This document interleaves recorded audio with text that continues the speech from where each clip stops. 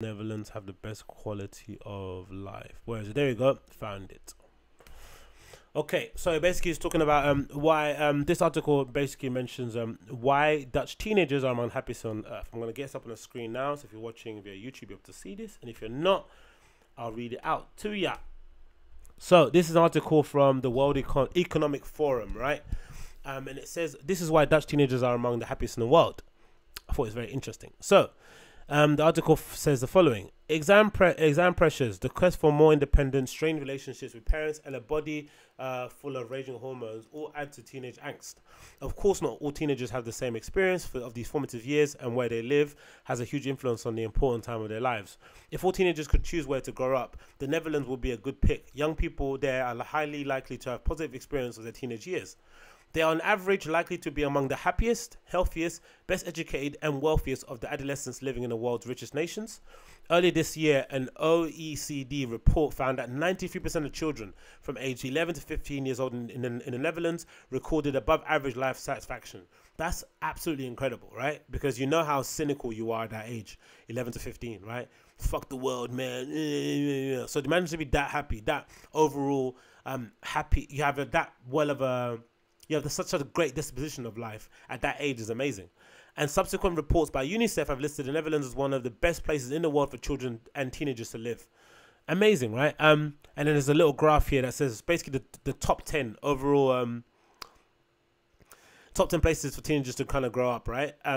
Is number 1 Netherlands, number 2 Norway, number 3 Iceland, number 4 Finland, number 5 Sweden, number 6 Germany, number 7 Luxembourg, number 8 Switzerland, number 9 Belgium, and number 10 Ireland.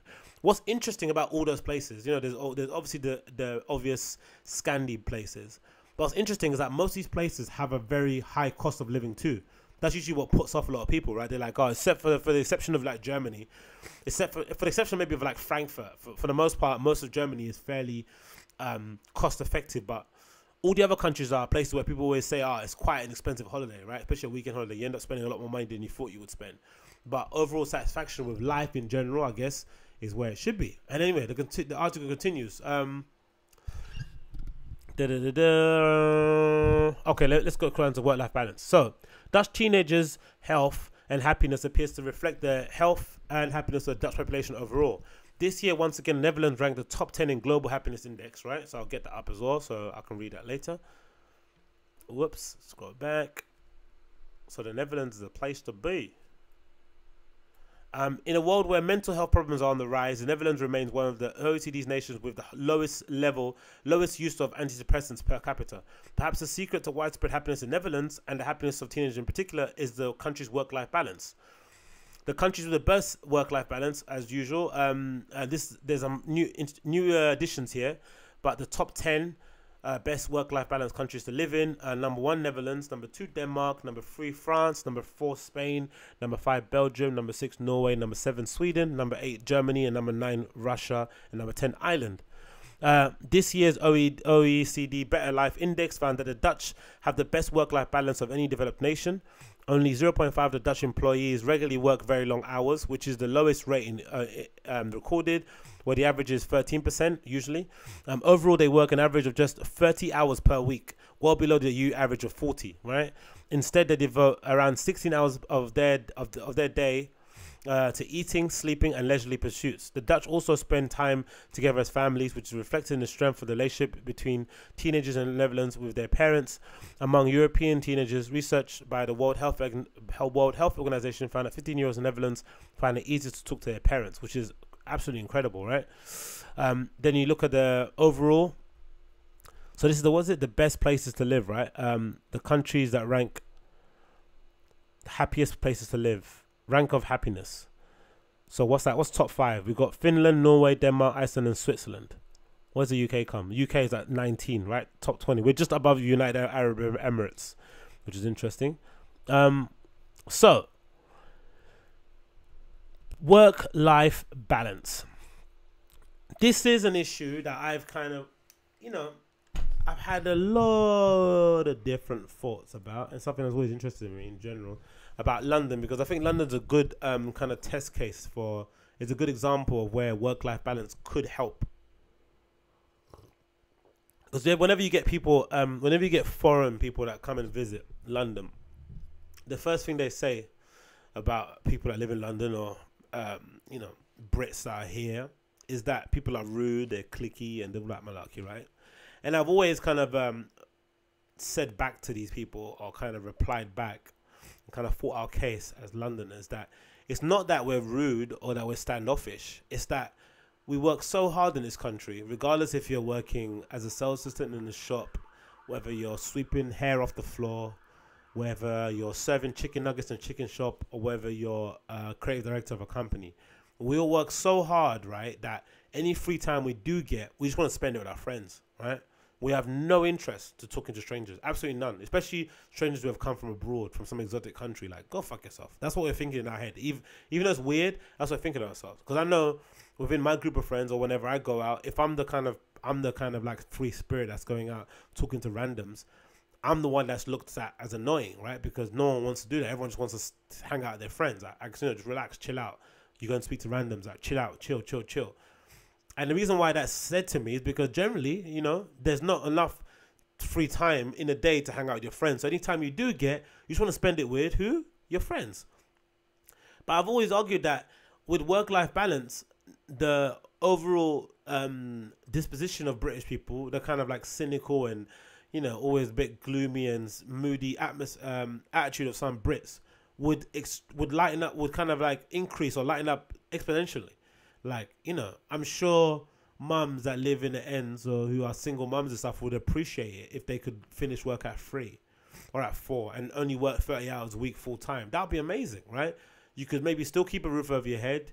You might be, you know, you might be having to pull the belt a bit tighter every month, especially towards the end of the month, because you might not have enough money. But at least you have the flexibility to pick up your kids, to pick them up after school, you know, to meet some friends after work for a drink, or to have some dinner, or to get some tea with your husband or boyfriend.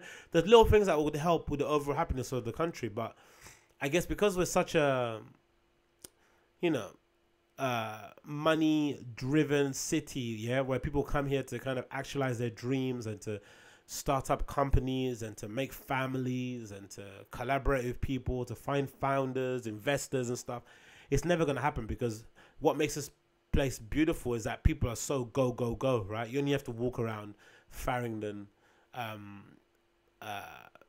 places in Old Street, Old Street, Shoreditch, and see the hustle and bustle of people when it's lunchtime. Like, everyone's like zooming and zipping around, like before work. So even on the commute there, everyone's trying to be efficient as they can, squeeze as much time as they can out of the day, leave as late as they can from house, so they don't, you know, waste any more time they need to waste. Like, everyone's kind of moving around. So that kind of attitude is what is enabling us to, you know, to foster so many amazing startups, so many amazing small businesses, so many amazing corporations who, you know, by and large do more good than bad. But it would be great if there was a bit of a cultural sea change in the idea, or in the kind of what it means to work, right? What work is all about. Because at the moment, it just seems like there's no give.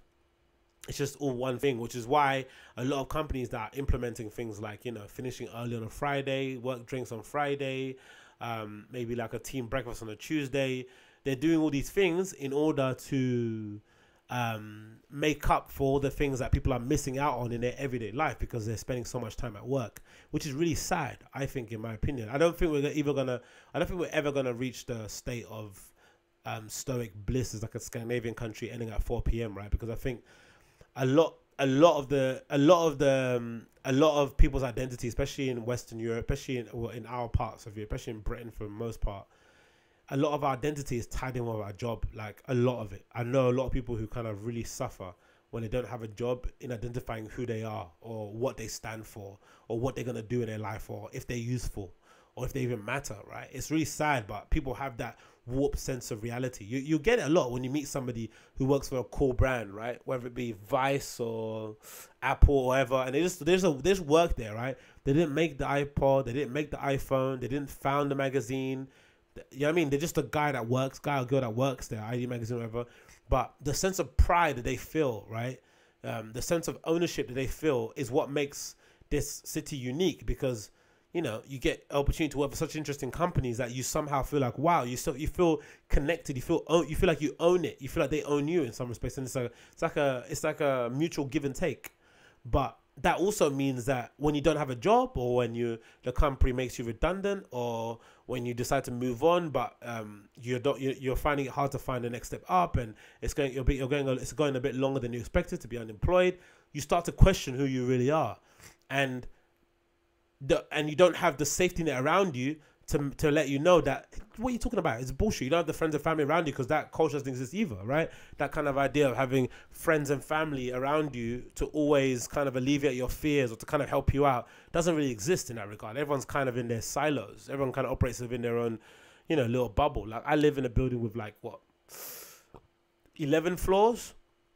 I've been living in this building for 4 years. I've maybe met 6 of my neighbors, and when I say met, I passed them in the hallway and said hi, like not actually had had a conversation with, like maybe like a conversation about, oh, the weather today, and opening the door and then closing it, right? Like nothing. Like imagine in 4 years I met 6 people in this building. It's insane, right? So I guess some of it has to do with us ourselves, like us civilians will be very resistant to the idea of having a work-life balance. I don't think we'd like it. We wouldn't want it. We kind of want to be working to the bone. We kind of want to be stressed out about a project that doesn't really matter in the grand scheme of things. We all want to pretend we have ownership of a company that we don't have any ownership of, because we want to show off to our friends and family, or put the middle finger up to that guy or girl that told you can never do it when you were in school. Like there's more pride in that than there is in friends. But the optimistic side I'm seeing is that I think which is weird, right? But I think with the advent of these reality shows like Geordie Shore and Love Island and stuff, I'm seeing a cultural change in the way people present themselves online. Right? It's all about friends. It's all about going away on holiday together. It's all about catch-up dinners. It's all about supporting each other when that person is going down, or when that person has good news or bad. You know what I mean? There's a lot of friend, community thing, right? Which is good to see, right? I think it's great to see. Some of it's a bit, you know, there's some nepotism involved there, but you know, you can't avoid that.